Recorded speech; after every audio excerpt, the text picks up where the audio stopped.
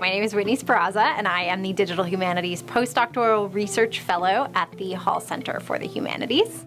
So I've been involved in different kinds of, or I've been engaged with the Institute for Digital Research in the Humanities in different ways. I think my favorite sort of interaction with them was when they supported my class that I taught last semester. So a class called Digital Feminist Archives, and IDRH was, I went to Brian and Dinashri and the team there to help me set up the transcription software, the Omeka exhibit site for the class, and then they also worked with me to help the students find digital platforms to use for their projects. And we also collaborated with the Spencer Research Library. We were using a manuscript from the library that the students transcribed the entire 120 pages of, and then mounted these really amazing digital projects with the manuscript sort of at the center. And it was just the best experience and would not have been possible without the digital humanities support here.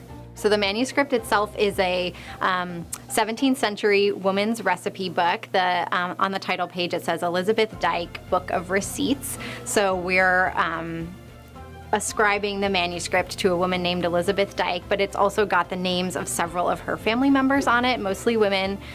So clearly this was a manuscript that was passed down over time.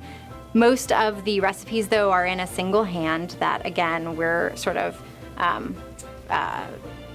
we contend that it is Elizabeth Dyke's hand. Handwritten. Handwritten, the entire thing, yeah. And it's full of recipes, everything from how to make the best French bread to how to cure an ulcer to how to get your baby to sleep at night. Whoa. It's just medicinal, culinary, lots of different things.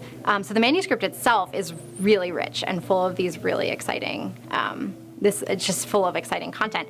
And then the students just took that and ran with it. So we had the digital projects that they ended up designing and developing over the course of the semester. One of the groups produced a sort of ingredient tracking, a map of all the ingredients, or at least most of the ingredients in a couple of the recipes that they were able to sort of research and track over the map of early modern Europe, where the ingredients would have been grown, where they would have come into England from.